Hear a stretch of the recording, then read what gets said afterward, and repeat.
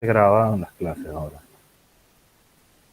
Y bueno, vamos a comenzar entonces con la presentación de lo que hoy vamos a ver, que tiene que ver con ideologías, tiene que ver con cuáles son algunos elementos dogmáticos, algunos elementos de valor, con aquello con lo que nos vamos a conseguir.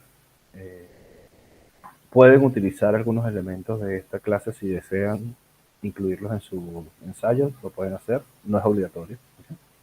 No es obligatorio, solamente es un elemento que se puede agregar, ¿no? Entonces, bueno, vamos a comenzar.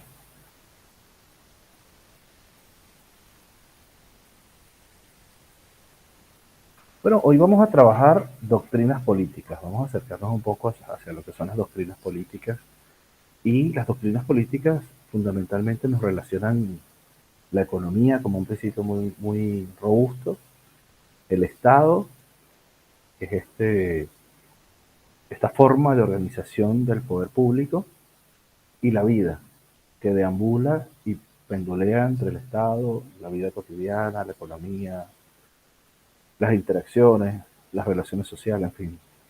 La vida es en sí sociológica, ¿no? Todos los sujetos somos sujetos sociológicos.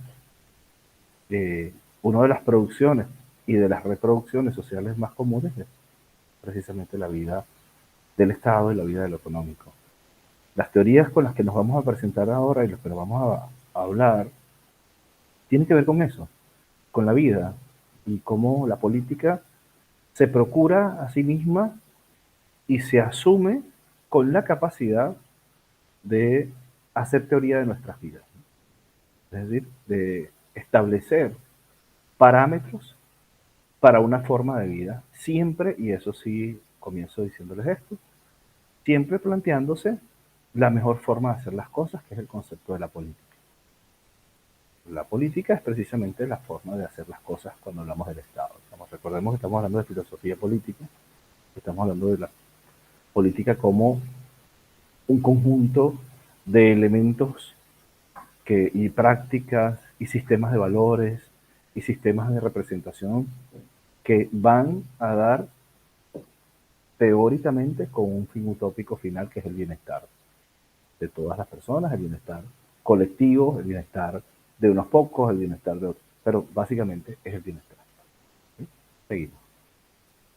Cuando hablamos de doctrina política estamos hablando de tres grandes formaciones o constructos teóricos. Estamos hablando de ideología, que es este entramado paradigmático que deviene del idealismo y que nos dice que existe algo superior, perfecto, concreto y estructurante.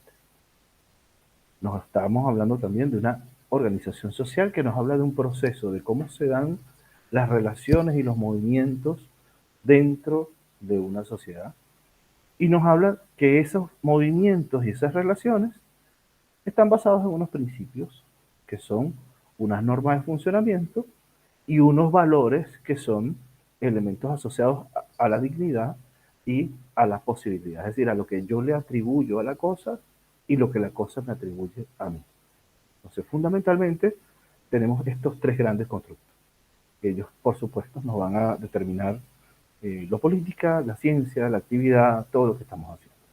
Bien, entonces hablamos de doctrina política cuando hablamos de ideología, organización social, principios y valores. El resto de la formación y el resto de lo que vamos a hacer va a ser desde esos tres parámetros, desde estos tres constructos, a abordar las grandes ideologías con las que nos vamos a presentar, dentro de las que nos vamos a mover en los próximos años de nuestra vida y en los que nos vamos a mover y nos estamos moviendo justo ahora. No quiere decir que no existan otras, es que estas son las más comunes y las que más se asocian a lo que estamos haciendo. ¿Bien? Hablaremos entonces hoy día de marxismo, de socialismo, de conservadurismo y de neoliberalismo. Son los cuatro que he escogido para trabajar el día de hoy. Te dirán, bueno, un día para esto, sí. Eh, Van a ver que todas buscan una sola cosa, y es el bienestar. Algunos dirán desde un punto o de otro, porque todos somos organizados en el campus social, diría Pierre Bourdieu, como parte de piezas dentro de los escaques, y dentro de esos escaques estamos o somos conservaduristas, o somos neoliberales, o somos populista, en fin. Vamos a ver eso un poco más allá y vamos a ver incluso cómo estas distintas ramas de la filosofía política, por supuesto, también tienen que ver con concepciones concretas de la vida y del cómo vivir, que hoy día siguen existiendo. El marxismo, bueno, por supuesto, tiene que ver con Karl Marx y tiene que ver con ideas del cual ya hablamos la clase pasada, pero digamos que las ideas que realmente inician con el proceso de la industrialización. Tiene que ver con esto que ya hemos conversado sobre el cambio del orden social de los siglos XVIII al siglo XIX. Nos habla de cómo una reorganización a partir de la industrialización. Pero dentro de los socialistas existe un movimiento socialista que es el socialista utópico o romántico.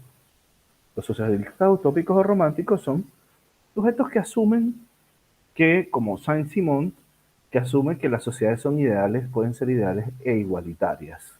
Y que lo que ha ocurrido es que la naturaleza del hombre, la naturaleza de quien está abajo, del hombre y de la mujer, por supuesto, ha sido bloqueada por una estructura que no le corresponde. Tanto es así que este nuevo hombre que es igualitario, que este nuevo hombre que es colaborativo, que es social, un sujeto que comparte, realmente es lo que llamaría el nuevo cristiano. Lo que más adelante los neomarxistas hablarán de la hipótesis del hombre nuevo. Es decir, pero esta hipótesis del hombre nuevo, este hombre que no es corrupto, que tiene conciencia social, conciencia de clase, que además es capaz de dividir algo para poder gozar de los beneficios de ese algo entre varios y no solo quedarse con esto, pues esto viene de 1825. Y nos plantean que, bueno, hay que mejorar lo más rápidamente las condiciones. Nos está planteando que es posible que la existencia moral y física como tal, que lo que es la desigualdad pueda reducirse. Entonces, aquí nos está hablando de cómo la clase más pobre, que es la más humilde, la trabajadora, la que moviliza las cosas de la vida, recordemos las ideas de Hegel, donde hablaríamos entonces de los esclavos, que son los que al final movilizan la existencia, porque son los sujetos que, que tienden a crear, ¿okay? Tomarán entonces, de una u otra forma, deben y merecen tomar el poder y ser el socialismo aristocrático. A esto se le llama tecnocratismo, es decir, tiene que ver con una concepción teórica que desarrolla un modelo concreto dentro de lo social del Estado, de los modos de producción. Y Saint-Simon es, por supuesto, quien crea y desarrolla esto. Por cierto que Saint-Simon también se le denomina el padre de la sociología, ¿no? Para que tengan allí en cuenta, seguramente ya lo vieron. Del marxismo también entonces veremos que está la filosofía idealista, la dialéctica de George Hegel, que ya lo vimos, donde por supuesto hay una condición original previa, hay una anticondición y hay una solución de esta condición.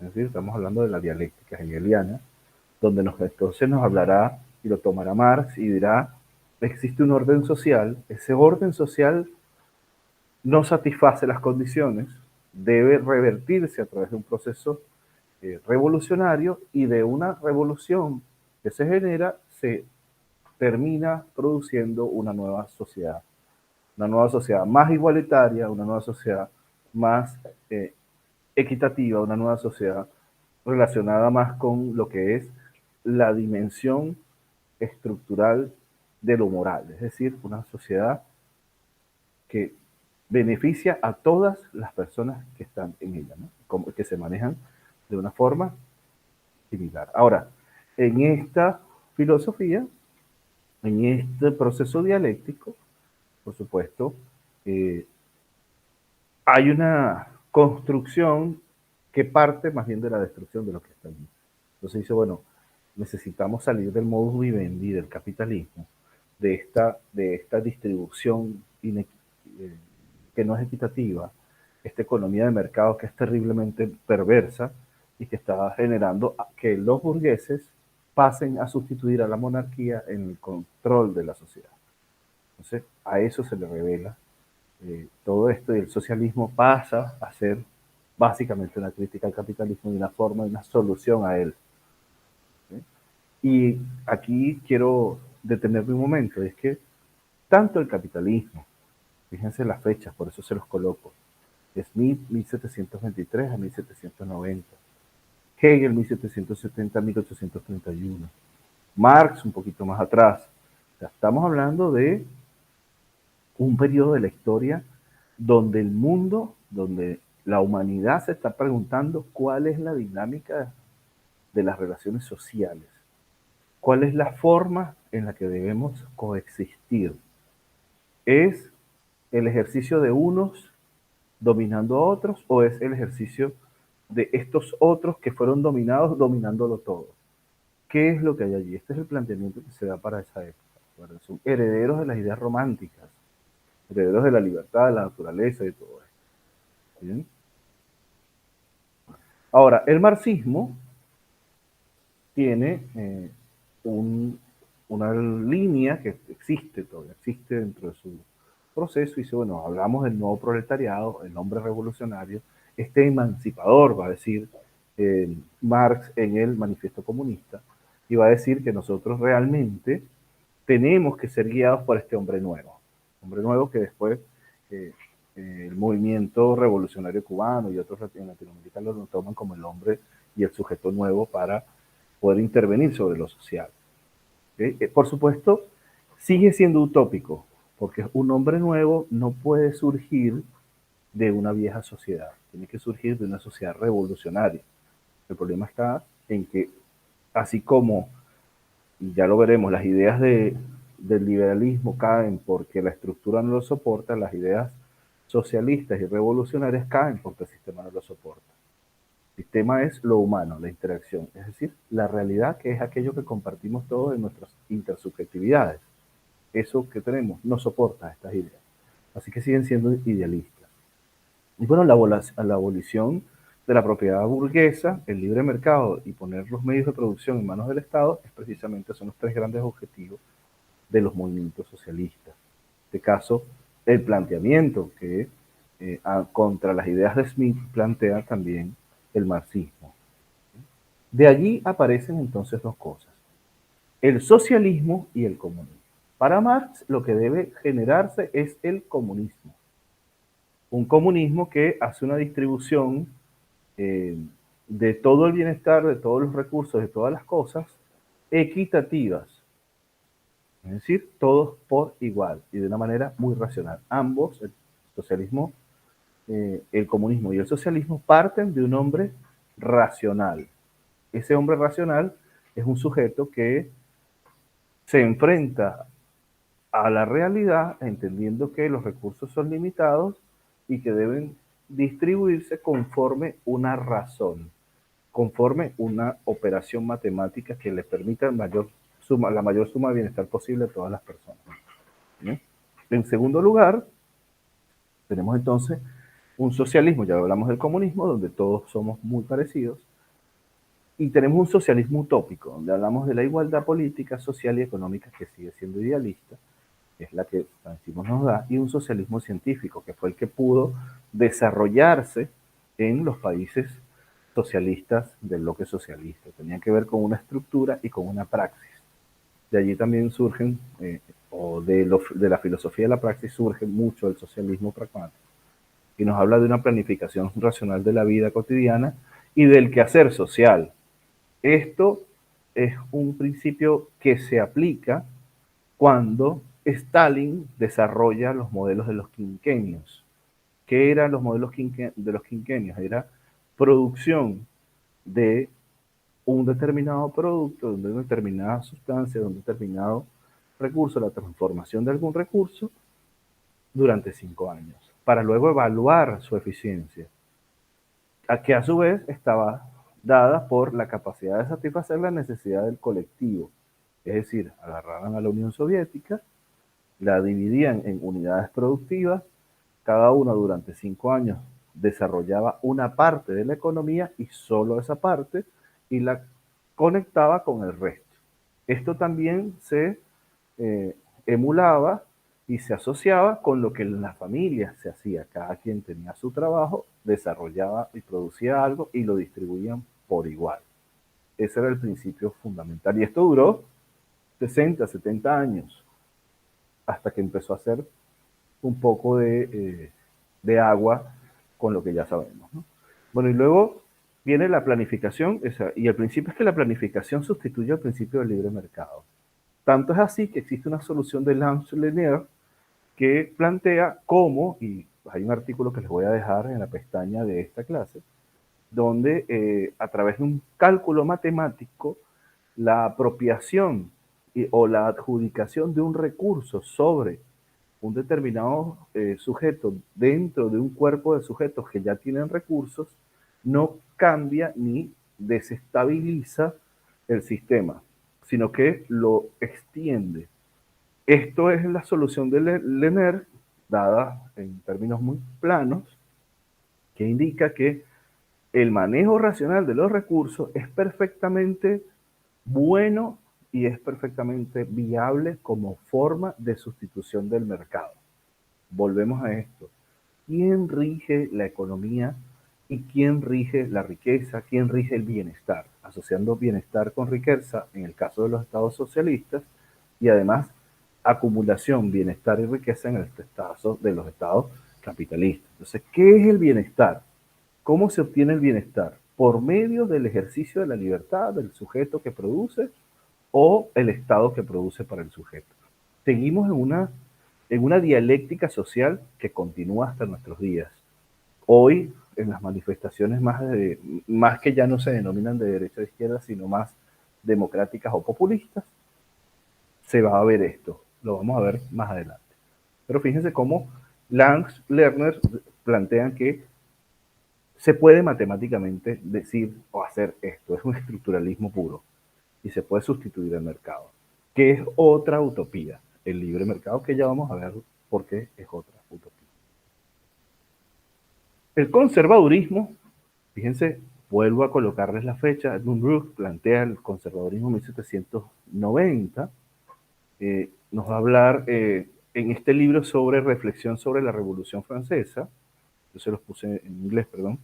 El ser humano es un ser de tradiciones, eminentemente social y comunitario. Y lo que dice Brooke es, lo que trajo la Revolución Francesa fue caos.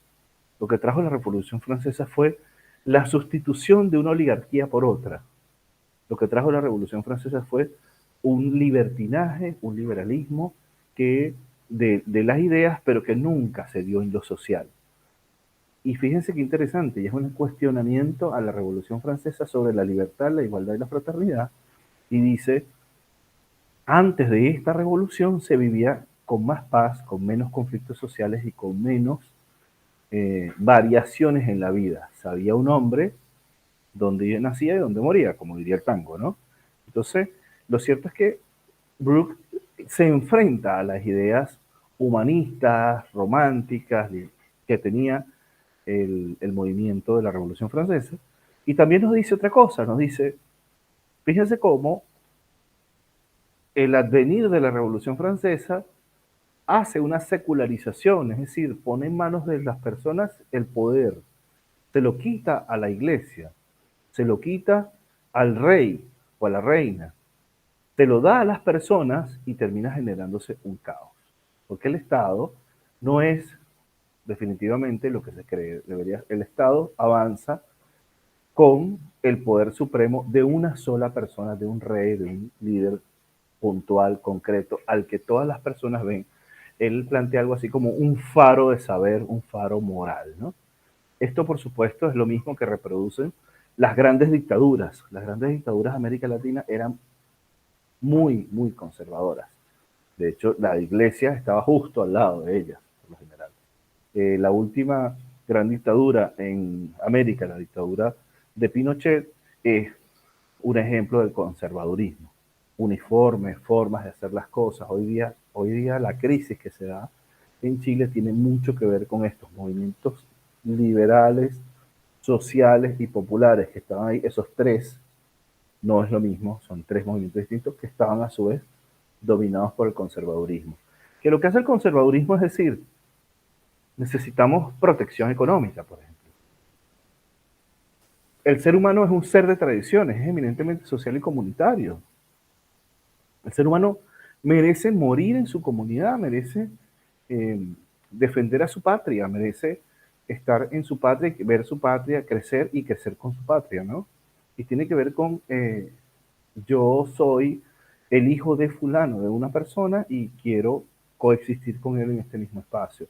Además, los valores siguen siendo los mismos. Por supuesto, el conservadurismo es patriarcal, el conservadurismo es eclesiástico, el conservadurismo lo que nos habla es de ese viejo orden social. Incluso fíjense hasta dónde vamos con esto. Vamos hasta las monarquías. ¿Okay? El conservadurismo sigue existiendo y existen, por ejemplo, en las políticas proteccionistas del Estado, donde hay una real inhibición de las exportaciones o una real inhibición de las importaciones en cualquiera de los estados de América Latina, estamos hablando de conservadurismo económico. Y era la base del conservadurismo nacionalista.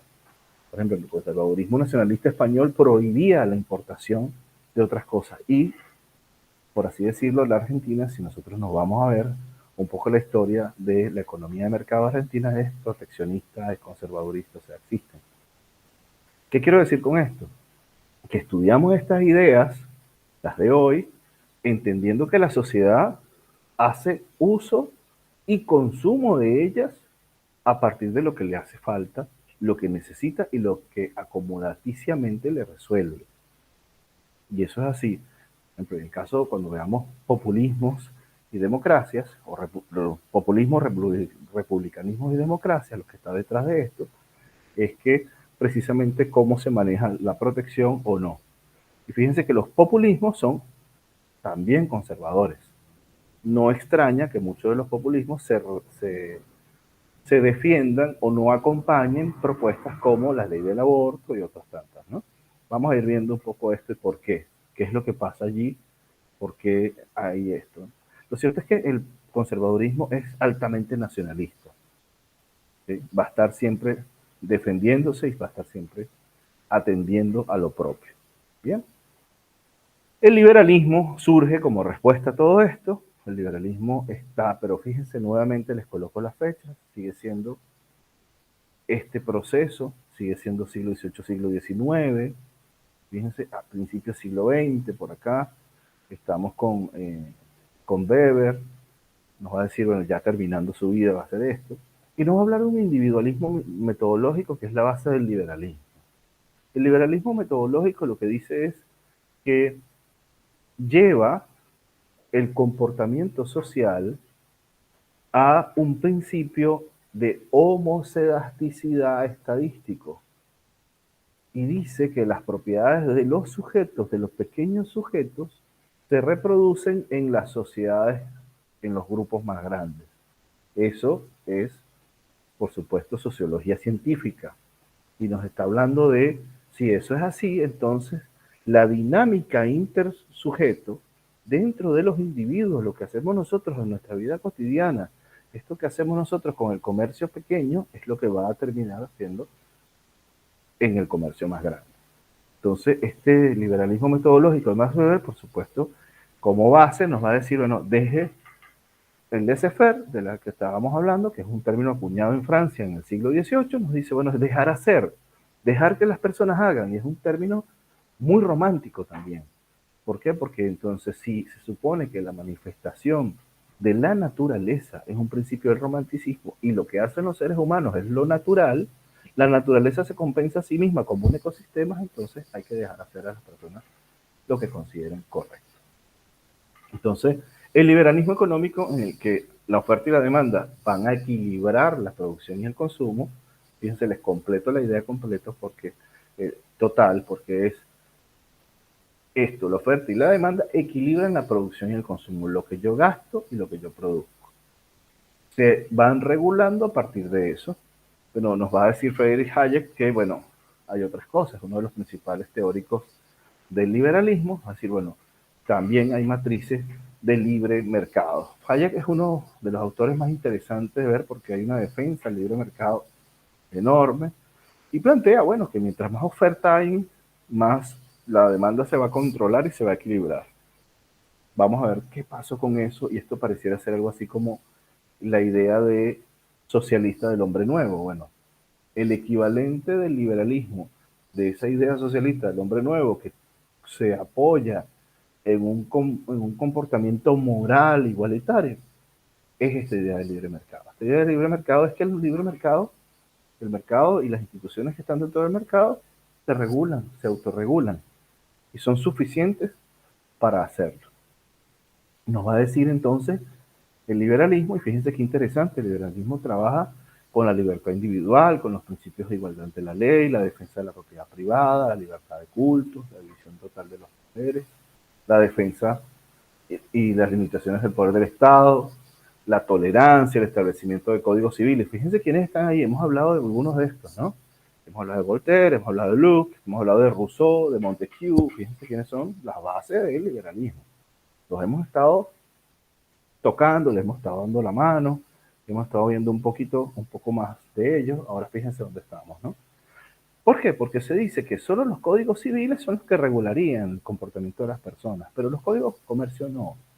Si los códigos de comercio, si tú tienes un sujeto que es respetuoso ante la ley, va a ser respetuoso frente al otro individuo.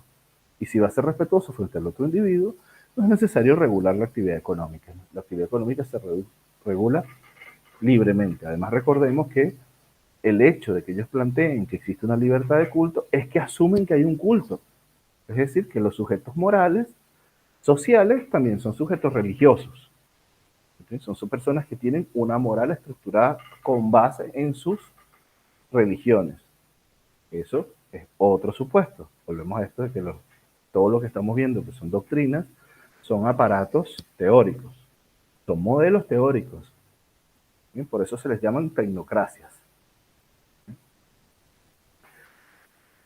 Hablar del neoliberalismo va a pasar cuando Alexander Rostow nos comenta y nos dice en el coloquio de Lippmann en París, donde se reúnen 25 neoliberales, así ya aquí hay algo que no está funcionando.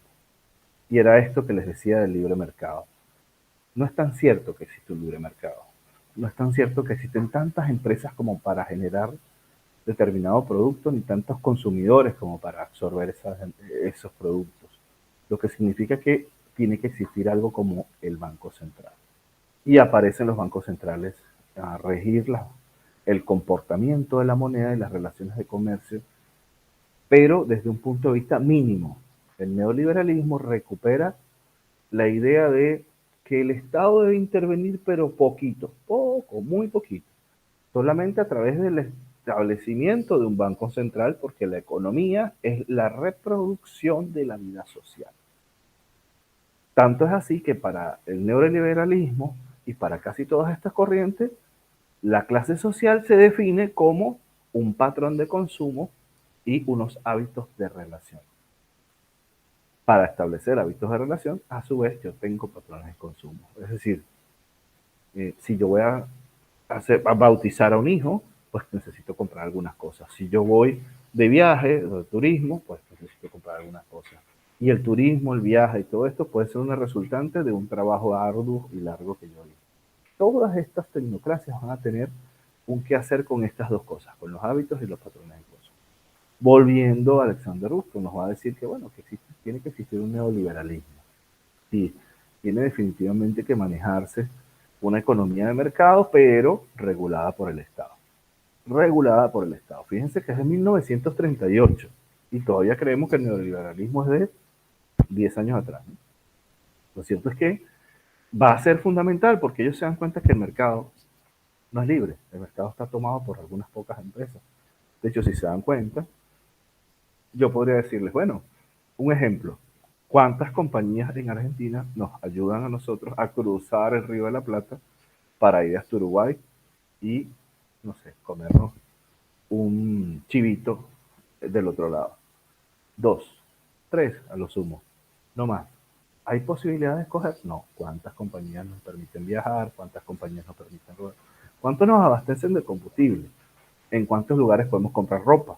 ¿En cuántos lugares podemos ir a darnos un servicio médico? Bueno, esa es la realidad. Lo plantea el neoliberalismo. Y bueno, tiene que haber una relación en la cual se impidan los monopolios y además se regule el comportamiento de la moneda. Bien, por eso es que también el neoliberalismo está detrás de la elaboración y proyección de las criptomonedas, los tokens y los NFTs en general, ¿no?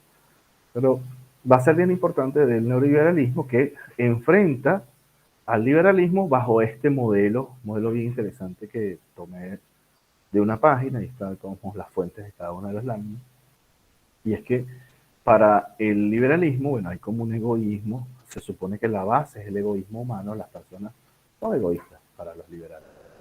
Pero ese egoísmo va a ayudar, y esa envidia también que está allí, va a ayudar a que el libre mercado elabore, vaya subiendo. Ahora, en el liberalismo va a faltar una pata, que es la estabilidad social y el estado regulador de la estabilidad social.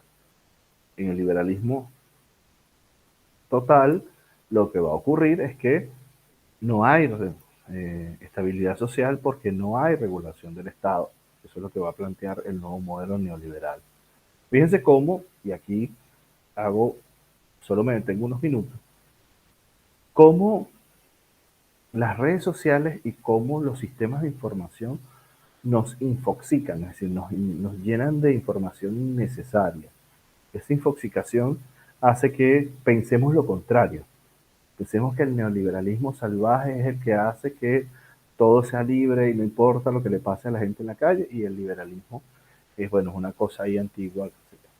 Bien, lo cierto es que fíjense cómo no es esto, ¿no? Y tampoco es tan real. O sea, ambas cosas tienen que ver con cómo estos modelos intentan reproducir las políticas, intentan producir realidades beneficiosas. No solamente estos dos, también los que hemos visto antes, ¿no? El conservadurismo y el socialismo. Va a ser importante porque estos modelos que tenemos allí, son los modelos que coexisten actualmente. Cuando usted va a las elecciones, se va a encontrar con estos modelos. Se va a encontrar con determinados representantes, mujeres y hombres de cada partido, que presentan esto. Unos más acá, otros más allá. Si soy más conservador, soy lo que llaman de derecha, y si soy más socialista, puede ser de izquierda. Hoy día no se habla de eso. Hoy día se habla más de populista o republicano o liberal. Hay todo un tema ahí, no se sabe si es republicano o liberal, pero todavía está en la discusión. Lo cierto es que va a ser interesante cómo se van dando por respuesta. ¿Qué tiene que ver Hegel en este asunto? Y les decía la clase pasada que íbamos a utilizar un poco a Hegel. La dialéctica hegeliana nos va a explicar por qué pasan todas estas cosas.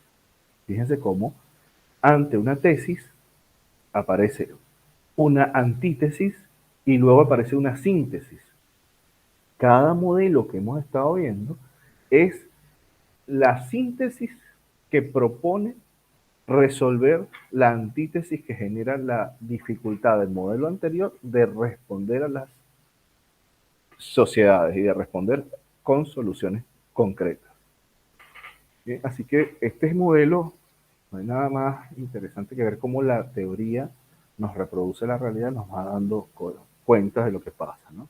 Nos explica un poco. No olvidemos, eso sí, que la teoría siempre va a ser una burda manifestación de la idea real, que es la sociedad y donde vivimos nosotros. Esto va cambiando, se va movilizando continuamente, pero va a ser bien importante que podamos dar cuenta de todo el proceso, de cómo existe una dialéctica social en la que van cambiando y se van intentando sustituir unos modelos por otros.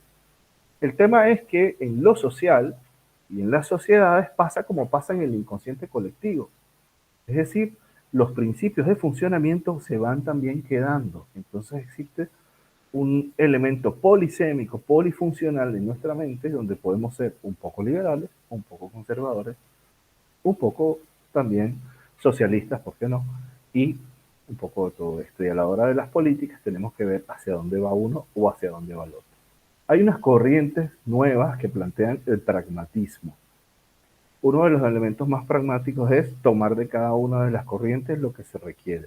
El pragmatismo político hoy día está planteando que los ministerios de desarrollo social sean socialistas, los ministerios de economía sean neoliberales y los ministerios de justicia sean totalmente republicanos. Ahí va la discusión y sigue existiendo y seguirá existiendo por más tiempo del que nosotros nos imaginamos.